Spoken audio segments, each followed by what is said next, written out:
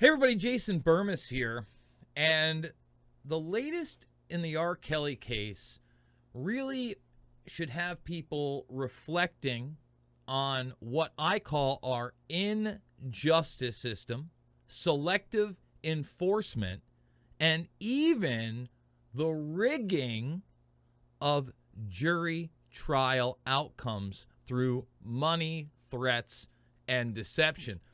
And the R. Kelly case is really a microcosm for what goes on in much higher echelons of both the entertainment and political arenas. Why? Not only because of their influence, okay, but then their malleability to whatever agenda the establishment would like to put forth. And when you talk selective enforcement, let's just look at the trial on its face. Kelly got 30 years, much more than Ghislaine Maxwell, and obviously Jeffrey Epstein never made it to court. All right, let's just put that on the table. Now, the similarities are that for decades, people knew about this abuse, and it was only through the outcries of journalists that would not have it and individuals coming forward that the cases were even prosecuted. That's something to keep in mind. But R. Kelly in particular had numerous trials, and he even had a 2008 CP case where he was able to beat the rap and say he wasn't in the video, the girl wasn't the girl they thought it was in the video, all lies. All lies. Won that case.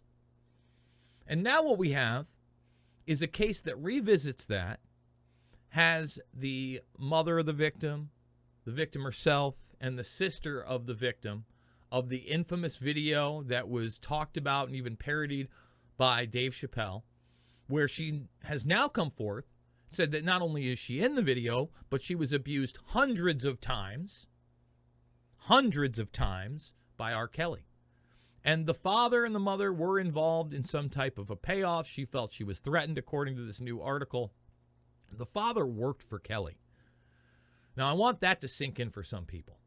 All right? He worked on the music side, so their entire income, payoff or not, was dependent on this guy. All right? And this is a serial abuser that we know about. And they knew about via him marrying Aaliyah, among other things. Okay? So let's look at this for a little bit. R. Kelly pays hundreds of thousands of dollars to buy back CP videos that went missing from his collection in the 2000s and threatened accuser's mom, leaving her fearing for her life, court hears. Now, there was pushback by the defense attorney over any kind of overt threats, and she's like, no. Basically, her take on it was he was confronted by her and the husband, and R. Kelly's response was, either you're with us or against us, and it was in a threatening manner, okay? Now, what I find extremely interesting about this entire case is, number one, this goes back to the 90s. We knew about it in the late 90s, bare minimum. This girl is one of dozens of victims that we know about. And they beat the system. All right? They beat the system. Okay? She told jurors she lied to a state grand jury 20 years ago, in part because she and her husband felt threatened by Kelly if they told the truth. But the girl herself, she lied. They all lied. He was acquitted in a state court. Now, that should let you know, and this is something that I constantly refer to, especially in the case of Conor McGregor, and we'll look at that just briefly, is that even if someone beats the system, I don't know, somebody like Les Wexner, who was never even really investigated at a high level in the Jeffrey Epstein, Ghislaine Maxwell saga, doesn't mean they're not guilty. Doesn't mean they're not a bad person. Many of us knew R. Kelly was guilty then. Now, R. Kelly was making people money. Harvey Weinstein was making people money. They're both part of the entertainment industry. They're really just middlemen that if they get caught enough times and there's enough pressure, guess what? They'll burn them. They're not part of any elite. Hey, Harv. How was it being the personal projectionist for Bill Clinton and going on vacation with him, Harv? Pretty great memory in that cell you're in, Harv. You know, notice Billy Boy. He's not in any prison cell. There are levels to this game. All right. And right now, Conor McGregor is at the level that he's being protected. Because at the end of the day, the assault we talk about in December, okay, of, I believe it was 2018, maybe it was 2019. Because I'm seeing this article here. Let's click on the article and find out for ourselves when this was published. No, I'm right. It was December of 2018.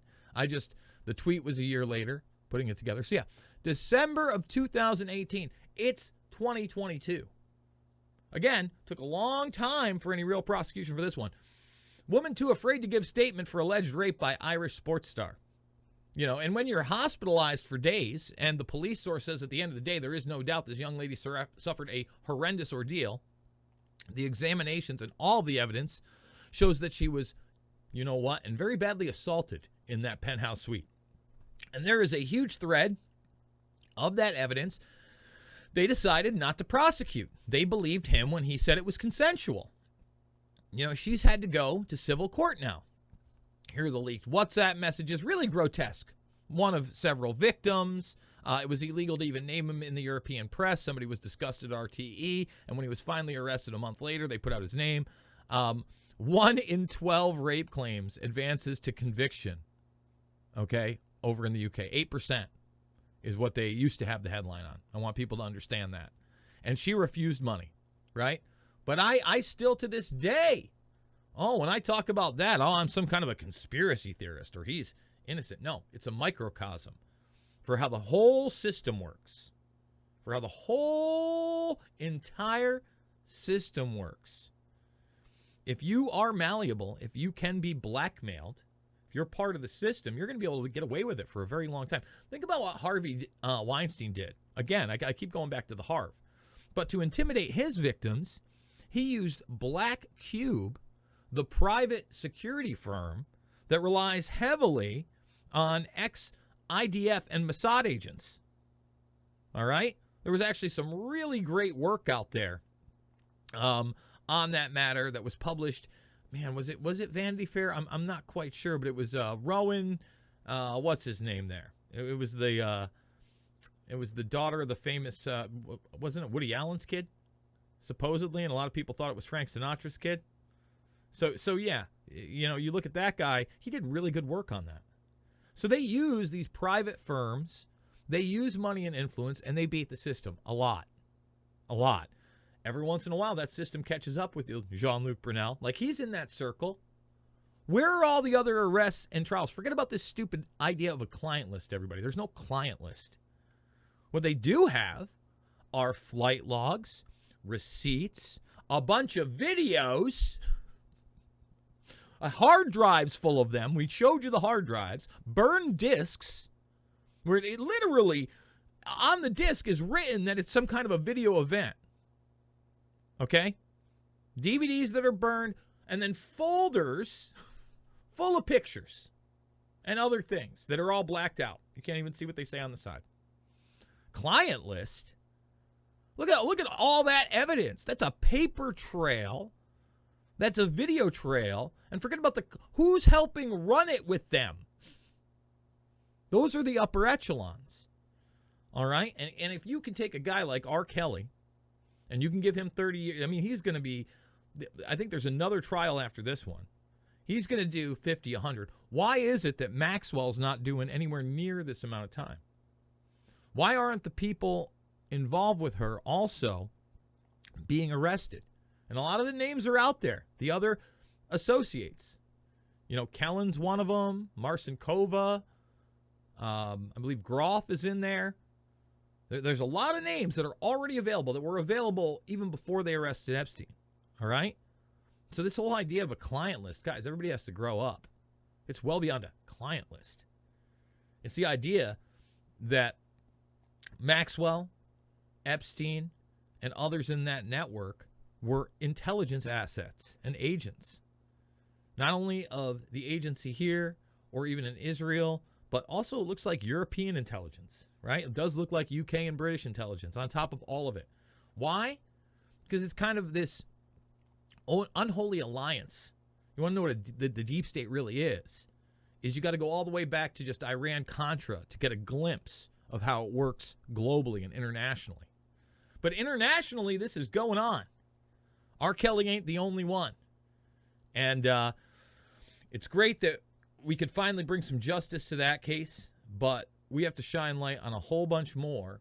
And if somebody like McGregor can still be walking around making millions of dollars, proper 12 whiskey style, and his case won't even be tried in a court of law, that should let you know how corrupt the system is and how we have to be successful in the court of public opinion to even bring these issues out into the open. I am a documentary filmmaker. Shade the Motion Picture, Invisible Empire, A New World Order Defined, and Fabled Enemies, as well as Loose Change Final Cut, are free in the playlist section. We are live right now, rumbling. If you have not subscribed over on Rumble, that's where you can find me fully uncensored. You can also support me via Rockfin, $9.99 a month or $99.99 for the year. You get people like myself, Whitney Webb, who's done great work on the Epstein case, The Last American Vagabond, and so many others. You get everybody's premium content. Jay Dyer's over there, AM Wake Up, Steve Pasta, so many others. The Rockfin is such an underrated platform. You should check me out there as well.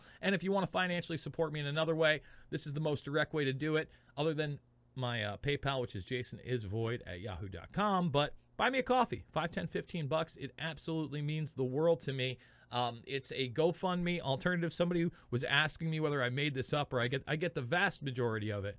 This is as good as a GoFundMe, and they haven't deplatformed me yet. So, again, you like what I do, please consider supporting me. It's not about left or right. It's about right and wrong. I love you guys, and I will see you all on the flip side.